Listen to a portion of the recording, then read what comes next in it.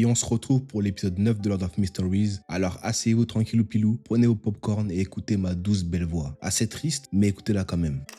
Et ça commence directement avec Daily qui se retrouve chez Klein après avoir reçu la lettre envoyée par Dune. Dedans, il fait part de ses inquiétudes et il explique qu'en gros, Klein il est enfin prêt à passer à la séquence 8. Sauf que la poteau l'a cramé que Klein avait compris le principe de jouer son rôle. Parce que c'est impossible qu'en 2 mois, il ait absorbé sa potion sans avoir compris le principe de jouer son rôle. Et donc du coup, après l'avoir embêté, elle fait comprendre à Klein qu'il devra dire à Dune et les autres comment absorber leur potion. Parce qu'en fait, les hauts placés, ils connaissent la méthode. Mais en fait, ils ne la partagent pas. Et pour ceux qui savent, ils leur font prêter serment de ne jamais divulguer le secret. Et donc du coup c'est ce qu'ils ont fait à Daily. Ce qui fait que malheureusement elle ne peut dire à Dune la vérité. Et c'est pour ça que justement elle demande à Klein de le faire avant que l'église arrive. Peut-être c'est pour faire un tri et pour voir ceux qui sont les plus méritants. Dans tous les cas Klein il comptait leur dire. Donc bon ça tombe à pic. Mais c'est vrai que pour tout le monde Klein il a fait une prouesse de ouf. Absorber sa potion en 2 mois c'est du jamais vu. En tout cas pour eux. Parce que n'oublions pas que Justice a pris sa potion après Klein et elle a réussi à l'absorber avant Klein. Donc pour le coup elle a fait mieux que lui.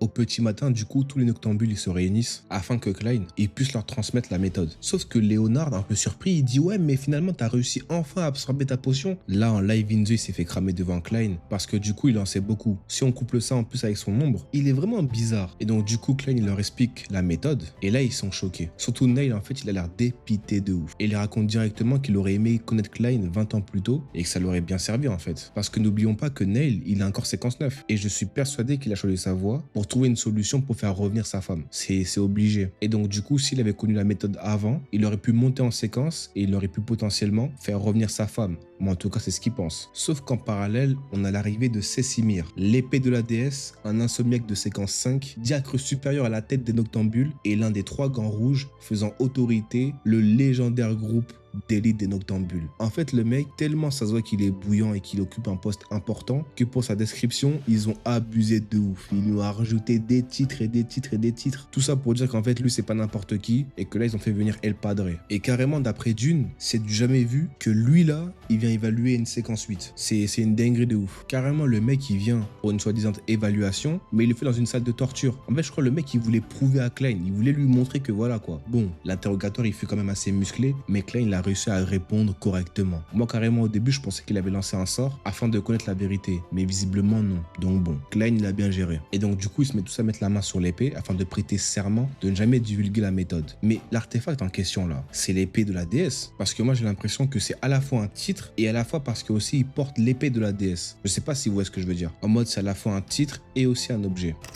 Klein, du coup, il prend sa potion et il devient officiellement un séquence 8. Mais pendant qu'il la boit, il entend Ornassif, Legrea, vous connaissez la chanson, les mots habituels quoi. Et en gros, là, on a un moment ultra intéressant parce qu'en fait, Cécimir, il lui explique que les cris ou les murmures qu'il entend sont peut-être un message malfaisant qu'un transcendant de haute séquence de la même voix que lui a envoyé. Et que si la personne est mêlée avec une entité maléfique, il doit s'en méfier car s'il devient corrompu, il peut très vite perdre le contrôle. Donc là, attendez 2 secondes. On va prendre 2 petites minutes. La personne qui tire les ficelles, j'en suis sûr qu'elle est de la même voix que Klein. Donc en gros, c'est un voyant. Un voyant d'une très haute séquence. Donc peut-être un bail de séquence 2, séquence 1, un truc comme ça. Et ce serait donc lui qui se jouerait de Klein. Je ne sais pas c'est quoi son objectif, mais c'est bizarre de ouf. Ça se trouve même, hein, Léonard c'est aussi une victime. Ça se trouve en vrai de vrai. Parce que je me dis, si Rossel Gustave, il regrette de ne pas avoir choisi la voix du voyant et que les boucs de leur secret, ils sont principalement des voyants, je me dis c'est bizarre. Bon,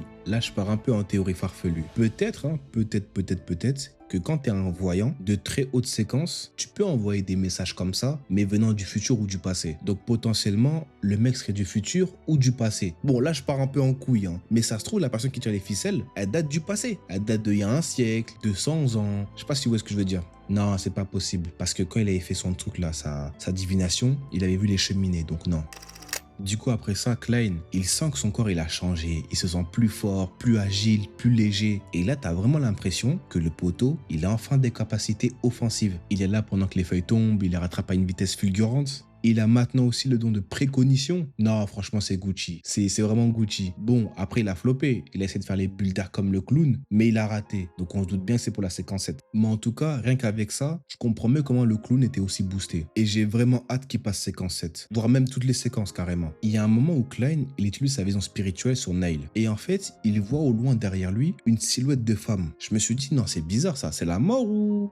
Après, je me suis dit peut-être que c'est Céleste. Et là, je me suis rappelé du second épisode. Parce que si vous vous rappelez bien, il avait déjà utilisé sa vision spirituelle sur Neil. Et il avait vu justement une silhouette. Donc en fait, ça prouve bien que depuis un très long moment, il essaie de faire revenir sa femme. Et qu'en fait, depuis un bon moment, il est en train de schlaguer. Et juste après, Neil, il fait une phase un peu bizarre. Il dit, ouais, les gars, venez chez moi. Pour la promotion de Klein, on va bien manger. Je vais vous prendre du porc laqué, des frites, du rhum steak. Bref, j'invente, mais vous avez capté l'idée. Et tout le monde, dont moi d'ailleurs, on a été choc-barre. Neil, le radin comme ça, lui là, non, c'était trop. Et carrément, avec ça, donc la silhouette qu'on a vue, plus ça, plus le fait qu'avant là, il avait l'air dépité, en plus il faisait que de tousser, je pense qu'on a tous cramé qu'il y avait un problème. Surtout que l'épisode d'avant, l'un de ses meilleurs bros, Fulhan, était mort. Donc ouais, là, ça se voit qu'il est pas bien miskin.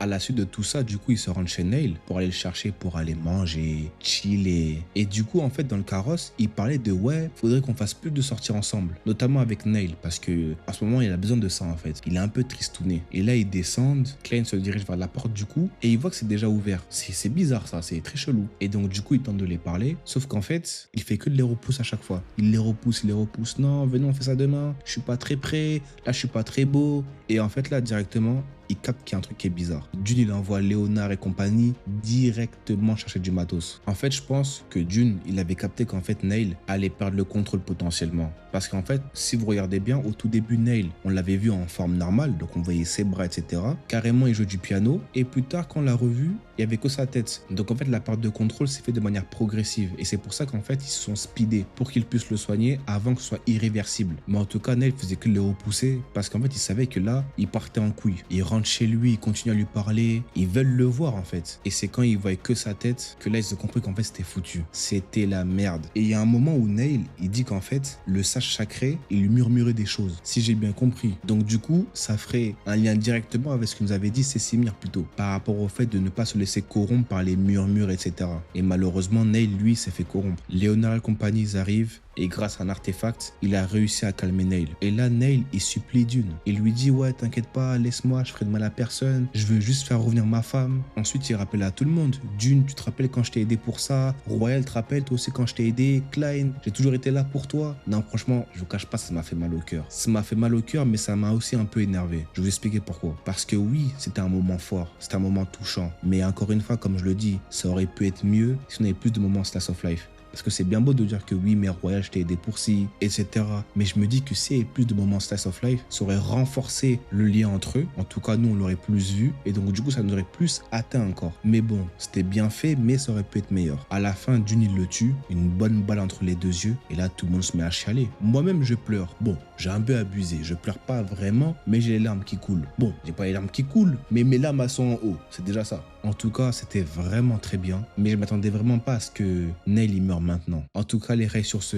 Passez une très bonne semaine. Prenez soin de vous. C'était Amako 2077 et on se retrouve la semaine prochaine. Bye bye les gars.